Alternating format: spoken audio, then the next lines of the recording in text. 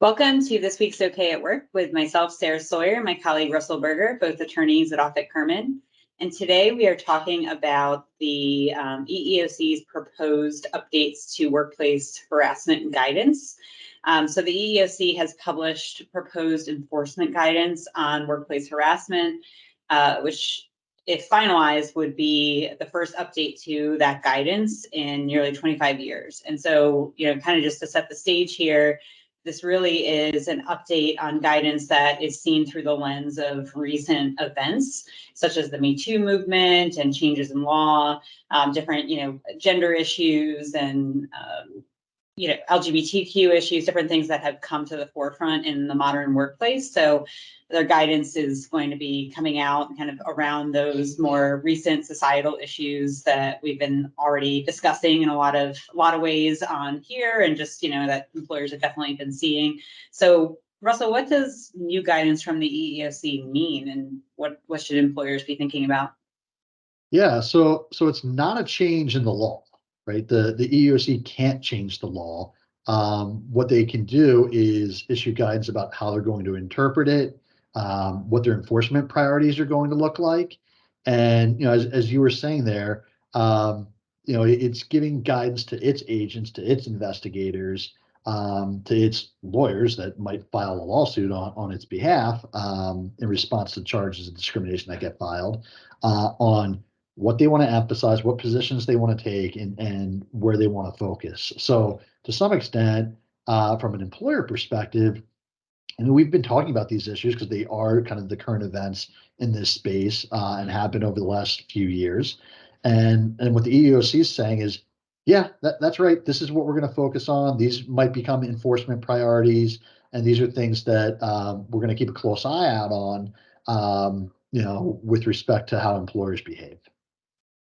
Yeah, I think it's helpful in some senses just to to highlight these things that are already happening. The EEOC is already enforcing certain things in a certain way. So providing the guidance is helpful and something that employers should definitely pay attention to, because it's a helpful way. I know when we were talking a lot about COVID on here, for instance, you would always want to be looking at what the most recent EEOC guidance is. It's a good look inside their heads, right? So it's something that, like you said, Russell, the law is the same, but it's really good to know from their perspective what they're going to be focused on. And it's not to say you shouldn't focus on other issues and other more traditional things that might be happening in the workplace, but it gives you a roadmap for some other things to consider as well.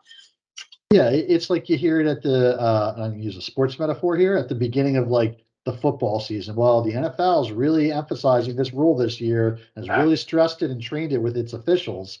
That's going to get called more. It's going to be more of an issue. So I think it's really the same thing here. If the EEOC is telling its investigators and its lawyers and its personnel, these are issues that we want to keep an eye out for, then as an employer, you need to know, well, they're going to be keeping a close watch on these issues. And again, like you said, it doesn't change the, what is compliant, what isn't compliant. Nothing is changing in that respect. But from a risk of actually having to deal with a charge or a lawsuit, or the EEOC taking affirmative actions and filing a lawsuit, these are the things that you're going to have to be on the lookout for. Yeah, and since this has been the first update in this guidance in so long, I think it's really telling also to just as a commentary on how much the American workplace has changed in recent times. So also, they talk about remote work as some things that they're going to be focusing on, and remote harassment, which we've definitely talked about on here, and about the fact that now that people are in their homes, like working, and things can hit differently, and that there's still, that you still have to be keeping in mind the same things you would in the office, but maybe people are less mindful of them. So all of that stuff, it's saying that all of this is really on their radar, and really showing that things have really changed a lot in the last couple of years. And we've been saying that, and they're saying it too. Yeah. Well, I mean, if you think about it, 25 years ago, 1998, I mean, let alone remote work, but how was email used in 1998 compared to today?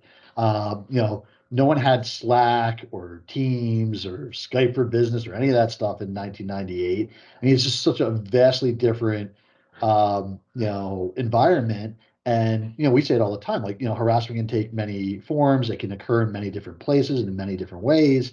And, just like the use of computers to harass people is something that's probably increased, immensely in the last 25 years. So in that respect, the guidance isn't saying anything new per se. I mean, putting it in the guidance is new, but this is what we've been, training on and trying to guard against for a little while now. To do a throwback to a different OK at Work episode, I don't think 25 years ago anybody was creating a contract in Canada using an emoji. So, things have definitely changed. If you're curious about that story, check out that episode. But well, thanks, Russell. We'll see you next time. Thanks, Sarah.